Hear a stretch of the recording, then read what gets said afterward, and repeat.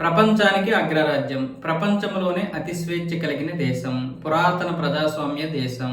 ఎక్కడికి వెళ్ళా సరే బ్రతకొచ్చో బ్రతకలేమో కానీ అమెరికా వెళ్తే మాత్రం బ్రతకొచ్చు. గొప్ప దేశం అని చెప్పుకునేటటువంటి అమెరికాలో జాతి అహంకారం, మత అహంకారం ఈ మధ్య పడుతున్నాయి. దాని గురించి ఎవడు మాట్లాడు.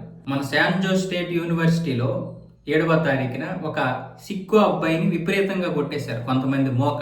అబ్బాయి మీద హిందూ అనుకుని దాడి చేశారు. ఆ అబ్బాయి మీద హిందూ అనుకుని దాడి చేసి ఆ వీడియోలో స్పష్టంగా ఉందంట హిందూ అని కొట్టారని. ఇప్పుడు అమెరికాలో ఉన్నటువంటి హిందూ సంఘాలన్నీ కూడా దీని మీద తీవ్రంగా వ్యతిరేకం వ్యక్తం చేస్తున్నాయి. ఇప్పుడు ఆ స్థానిక పోలీసులు ఏమొచ్చేసి దర్యాప్తు ప్రారంభిస్తే ఆ దర్యాప్తులోనే ఏమొచ్చేసరికి ఆ సీసీటీవీ ఫుటేజ్ అవన్నీ చూసి వాళ్ళని పట్టుకుంటే వాళ్ళు ఈ యొక్క కాలేజీకి చెందినటువంటి వారు కాదంట, బయట కాలేజీలోనూ లేదా బయట వారు అంటున్నారు పోలీసులు. అంటే ఎలా ఉన్నారో చూడండి. అమెరికాలో కూడా మత అహంకారం, మళ్ళీ వీళ్ళు మతాలు తెలియవు, కులాలు తెలియవు, అందరూ సమానంగా చూస్తారు ఇక్కడ అంటారు. ఒక్కొక్కడు గన్న పట్టుకుని ఎంతమందిని పేలుస్తాడో ఎంతమందిని కాల్చిపెడేస్తాడో తెలియదు. ఒక్కొక్కడు ఎందుకు విరుచుకు పడతాడో తెలియదు. ఒక్కొక్కడు కత్తు పట్టుకుని కూడా పరిగెట్టిన సందర్భాలు ఉన్నాయి. మన తెలంగాణకి చెందినటువంటి ఒక 50 సంవత్సరాల వ్యక్తిని చంపేశాడు ఒకడు కత్తి పట్టుకొని.